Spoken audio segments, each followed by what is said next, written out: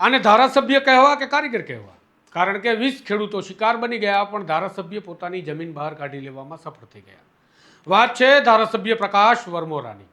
જનતાને લૂંટા એટલી લૂંટો અને ધારાસભ્યને ધરવા એટલા ધરવો. સરકારી નીતિ કંઈક આવી રીતે કામ કરતી હોય છે તેવું જણાય છે. અને આ કંઈ નવું નથી, લાંબા સમયથી આવું ચાલી રહ્યું છે. પણ આંખ નાગરિકોની છે જે ઉઘડતી નથી, અને માટે જ ઘાંચીની ઘાણીમાં જેમ તલ પીલાય તેમ નાગરિકો સતત પીલાયા કરે છે. વિગતે વાત કરીએ, ધારાસભ્ય પ્રકાશ વરમોરાની જમીન બચી ગઈ અને 20 ખેડૂતોની જમીન વીજળીના થાંભલાની આંટીમાં કેવી રીતે આવી ગઈ તેના વિશે. નમસ્કાર, હું છું તુષાર બસિયા. આપ જોઈ રહ્યા છો સ્વમાન.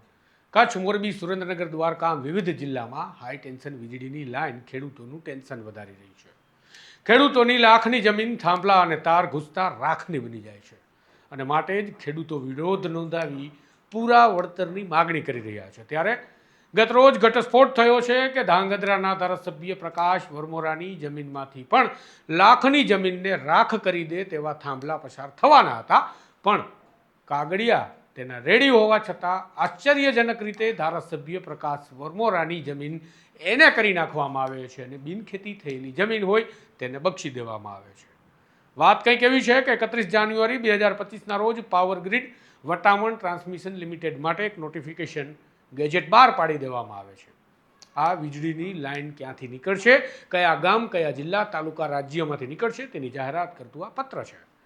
આ જાહેરાત આવતાના જ 2 મહિના બાદ તુરંત ધારાસભ્ય પ્રકાશ વરમોરા જાગી ગયા અને 4 માર્ચ 2025 એટલે કે ગેજેટના 2 મહિના પછી તરત પોતાની જમીન બિનખેતી કરવા માટે અરજી કરી દેવામાં આવે છે. કલેક્ટર તંત્ર પણ અભૂતપૂર્વ અને ઐતિહાસિક કામગીરી કરી 3 માર્ચ 2025ના રોજ આ જમીનને બિનખેતી કરી પણ દે છે. હવે થાય એવું કે જમીન બિનખેતી હોય, કંપની વીજળીના થાંભલા કે તાર કાઢી શકે નહીં, માટે ધારાસભ્યની જમીન બચી ગઈ અને કિંમતી પણ રહી ગઈ. જ્યારે કે અન્ય 20 ખેડૂતો તેમને થાંભલાનો ભોગ બનવાનું અને સહન કરવાનું ભાગમાં આવ્યું, કારણ કે તેઓ પાવર ધરાવતા નથી, આટલા હોશિયાર નથી, અને એમનું હોશિયારી પણ કરવા જાય તો કલેક્ટર તંત્ર માનવાનું પણ નથી. હવે વિચારો કે કલેક્ટર તંત્રથી લઈ ધારાસભ્ય અને સરકાર સુધી કેટલી મિલીભગત ચાલી હશે ત્યારે જઈને આવું કારસ્તાન પાર પડી શક્યું હશે.